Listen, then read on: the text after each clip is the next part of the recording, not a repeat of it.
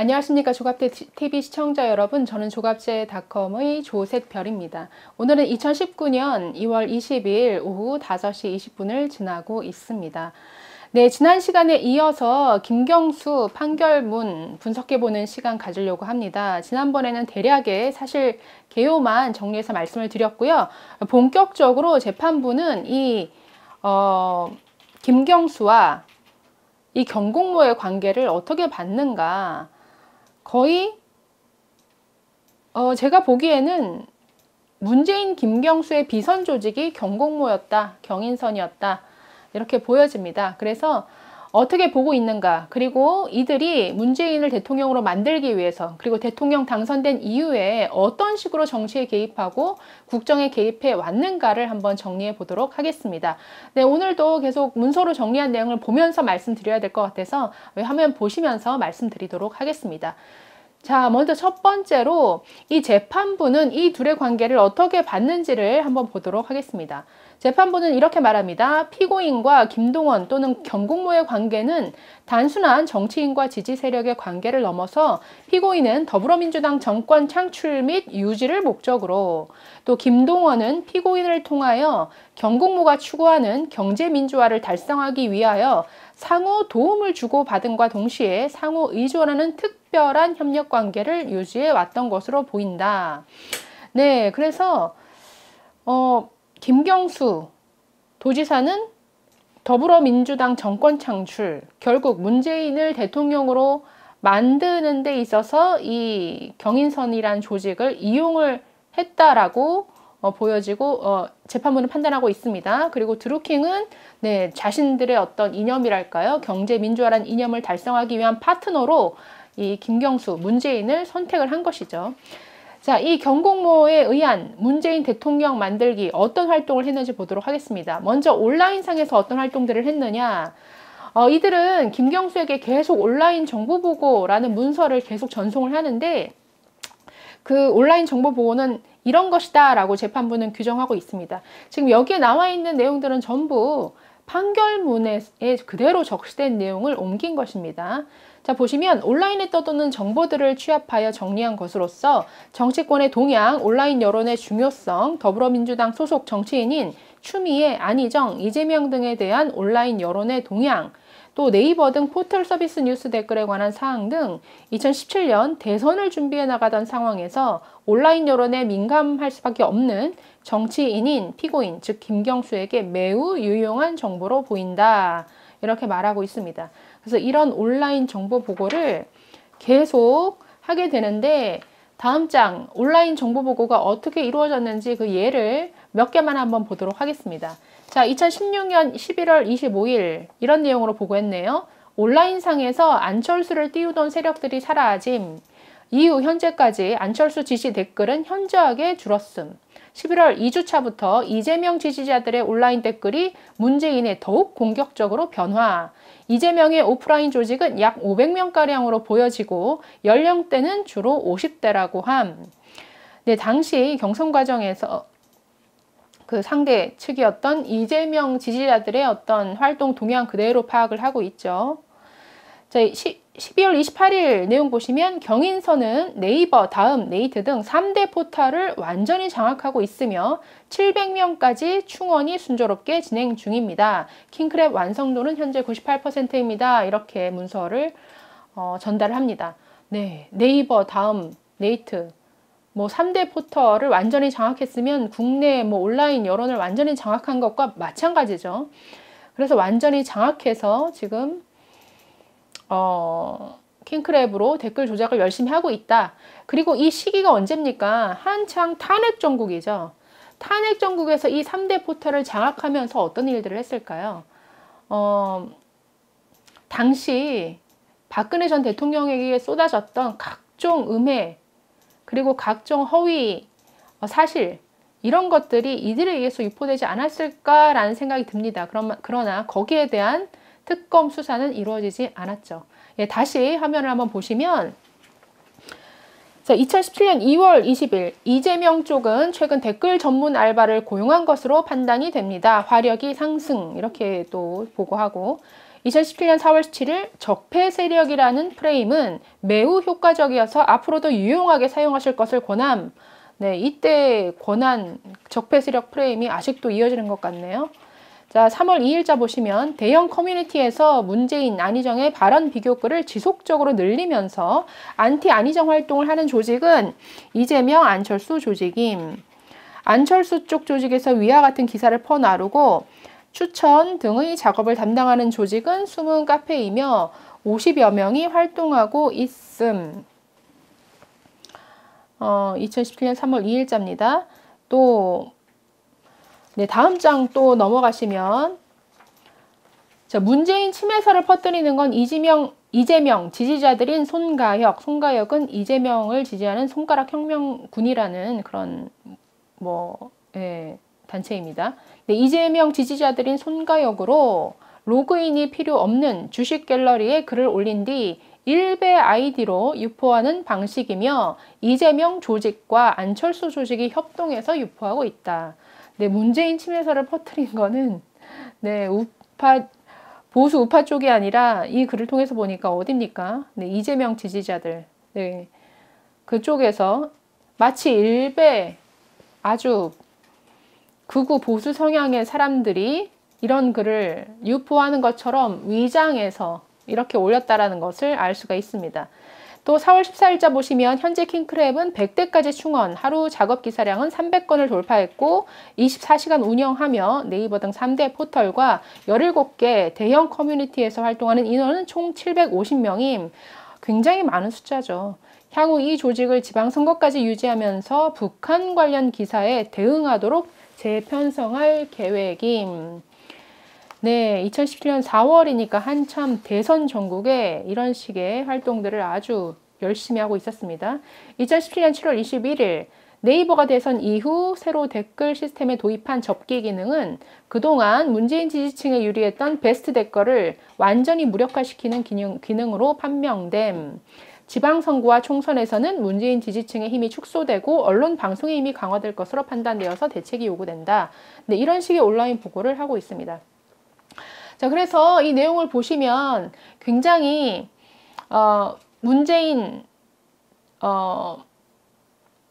문재인을 대통령으로 만들기까지 그 상대 진영, 이재명, 그리고 안철수 등에 대해서 굉장히 열심히 분석하고 있는 것을 알 수가 있죠. 그러니까 상대의 전력을 계속 동향을 파악을 하면서 또 그에 따른 여러 가지 온라인 여론 조작 활동이 이어졌을 것으로 보입니다.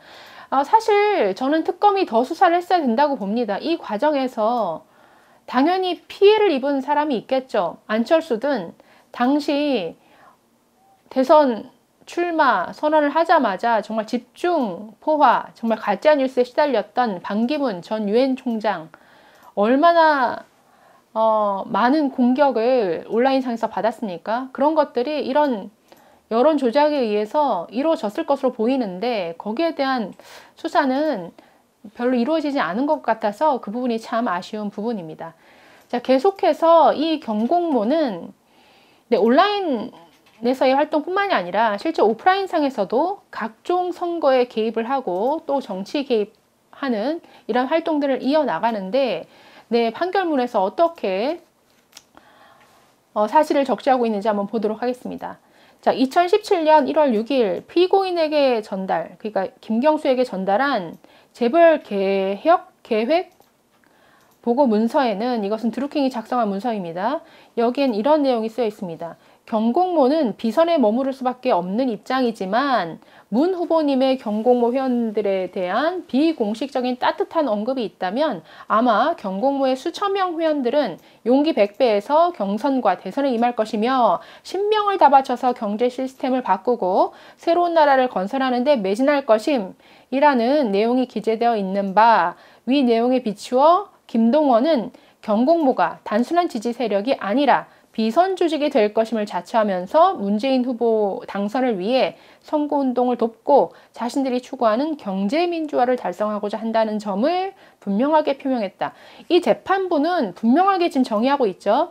이 경공모는 단순한 특정 정치인에 대한 지지 세력이 아니다. 그리고 비선 조직이 될 것을 자처한 조직이었다. 그래서 실제로 문재인 후보의 당선을 위해서 열심히 선거운동도 하고 댓글 조작도 한 이러한 비선 조직이었다라고 규정을 하고 있습니다. 또 계속 보시면 이런 것들이 오갑니다. 경공모에서 이런 식의 이제 발언들을 김경수한테 계속을 한 거죠. 문 대표님의 김영란법 관련 발언 중 예외에 관한 내용은 저쪽에서 공격하기 좋은 소재고 문 대표님 지지자들도 혼란스러워하는 만큼 명확한 추가 해설이 필요할 것 같습니다. 늦으면 방어하는 데 어려움이 있고 많은 수의 지지자가 영향을 받게 됩니다. 신속한 대처를 부탁드립니다. 자, 이것은 2017년 1월 8일 문재인 대표의 청탁금지법에 관한 입장 발표에 대해서 의견을 표명한 것입니다. 상대편이 공격할 우려가 있다. 대책이 필요하다. 그래서 김경수는 이렇게 답변을 또 경공모에게 해줍니다. 김영란법은 농수축산종가의 현실적인 어려움을 말씀하신 것이라고 이해해 주시고요. 구체적인 해법은 만나서 말씀 나누시지요. 그래서 문재인 대표의 어떤 발언, 각종 정책에 대해서 서로 의견을 계속 나누고 있는 모습을 볼 수가 있고요. 또 다른 걸 보시면 김동원이 2017년 1월 20일 피고인에게 온라인상의 움직임으로만 본다면 저쪽은 반기문이 아니라 안철수가 나오는 게 아닌가 싶을 정도입니다. 라는 내용으로 상대 세력의 상황을 분석하는 내용도 보내고 있고 2017년 1월 24일에는 오늘 결정된 경선안은 허점이 너무 많습니다. 라는 또 지적도 합니다. 또 3월 7일에는 김종인 전 비대위원장이 탈당한 것과 관련해서 김종인 씨가 바른정당과 국민의당을 묶고 저쪽 주자가 경제민주화를 가져가면 쉽지 않은 싸움이 될 겁니다. 라는 내용으로 선거와 관련된 판세 분석 메시지를 보냈다. 그래서 김동원은 온라인 정보 보고뿐만 아니라 당시의 정치적 이슈에 관해 분석하고 그에 관한 의견을 개진한 것으로 보인다. 네, 그러니까 재판부가 이렇게 판단을 했습니다. 그러니까 또 다른 또 구절에서는 보통 아주 민주당의 당내 내밀한 사정까지 이 경공모가 다 알고 있는 것으로 볼 때 단순한 지지 세력이 아니라 그야말로 정치적인 비선 조직이었다. 이렇게 재판부는 판단하고 있습니다. 자, 중요한 내용이 이제 재벌 개혁 계획이라는 보고서가 이제 경공모에서 만들어지고 문재인 후보 측에 전달이 되는데 여기 보시면 그러니까 문재인 대통령이 당선되고 나서도 계속 펴가고 있는 각종 경제 정책들이 경공모에서 나온 것들이 많다라는 것을 알게 됩니다. 실제 연설문뿐만 아니라 각종 정책에도 반영되고 있다라는 것을 이 판결문을 통해서 알 수가 있었는데요. 그 내용을 한번 보도록 하겠습니다. 자, 보시면 문재인 당시 더불어민주당 대표는 2017년 1월 10일 헌정기념관에서 기조 연설문을 발표합니다. 자, 피고인은 이 위 기조 연설문 발표 직후인 2017년 1월 10일 2시 43분경 그러니까 김경수가 김동원에게 이렇게 말합니다. 오늘 오후 2시 이 헌정기념관에서 열린 정책공간 국민성장 대한민국 바로세우기 3차 포럼 재벌 적폐 청산 진정한 시장경제로 가는 길에서 발표한 문재인 전 대표의 기조 연설문입니다. 그래서 이 연설문을 전송해주고 어떻게 묻냐면 오늘 문 대표님 기조 연설에 대한 반응은 어떤가요? 라고 이렇게 묻습니다. 그래서 김동원은 와서 들어보시는 게 좋을 것 같습니다. 그래서 이 재판부는 당시에 피고인은 김동원으로부터 전달받은 재벌개혁 계획 보고의 내용을 문재인 대표의 위 기조 연설문 내용에 반영한 것으로 보인다. 자, 어떤 식의 내용이 반영이 됐는지가 밑에 나옵니다.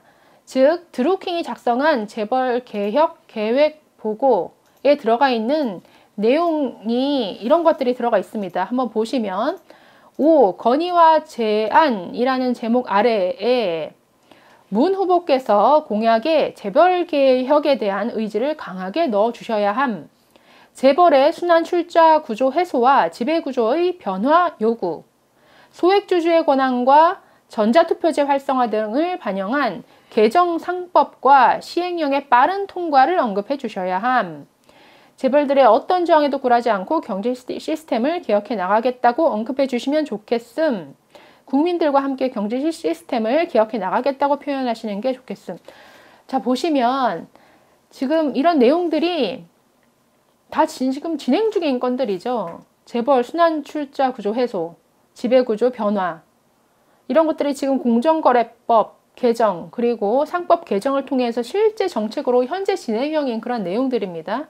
그래서 뭐 소액주주 권한 활성화하는 것, 뭐 국민연금을 통한 스튜어드십 코드 뭐 제도 계속 현재 진행 중인 정책으로까지 이어지고 있는데 그 출발이 지금 경공모 드루킹이 작성한 이 보고서에서 지금 보이는 것을 알 수가 있습니다.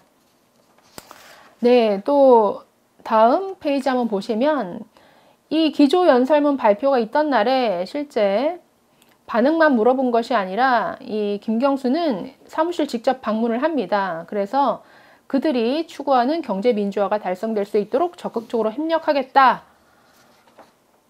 뭐 이런 협력하겠다라는 그런 뜻을 충분히 경복모 회원들에게 이렇게 전달한 것으로 보입니다. 자, 이후에도 지금 뭐 이런 대선 과정에서 정책 의견뿐만이 아니라 실질적으로 경공모 회원들이 문재인 선거 캠프에 합류를 하게 됩니다. 자, 보시면 경공모 회원인 윤평을 선대위에 인사 추천하게 되는데 결국 어떻게 되느냐? 문재인 후보의 법률인권특보로 임명이 됩니다. 그 과정에 주고받은 대화들이 쭉 나와 있습니다. 보시면 2017년 1월 1일 선대위 관련해서 윤평, 삶의 축제님, 이건 뭐 닉네임이죠. 비파님은 법률지원팀에 포함시키고 다른 일을 함께 맞는 형태로 하면 될 것 같고 선대위 조직이 되면 그때 넣기로. 자, 그래서 문재인 후보 선대위에 이들을 추천을 한 것이죠. 2017년 2월 15일 삶의 축제님하고 비파님은 저한테 간략한 이력서 써서 보내주시면 금요일에 한땡땡 보좌관, 김경수 측 보좌관입니다. 이 사람 만날 때 전달할까 생각 중입니다. 그래서 김경수의 보좌관은 드루킹에게 이런 문자를 보냅니다. 윤평 변호사는 김 의원 소개로 캠프에 연결이 되어서 전화가 갈 것이니 잘 받으라고 하십시오. 그래서 실제로 윤평 회원은 문재인 후보의 법률인권특보로 임명이 됩니다. 자, 그래서 뭐 정책 제안뿐만 아니라 실제 자기 사람을 이 문재인 대선 캠프에 집어넣어서 여러 가지 정말 활동도 하게 되는, 그래서 서로 긴밀한 어떤 정말 정치적 목적을 함께하는 그런 동지와 같은 이런 관계가 이 둘 사이에 이미 형성되어 있다는 것을 알 수가 있습니다. 자, 그래서 또 대통령 당선 이후에도 각종 정치 그리고 국정에 개입한 그런 조항들이 또 재판부 그 판결문에 나타나는데 또 다음에 다시 한번 정리해 드리도록 하겠습니다. 네, 감사합니다.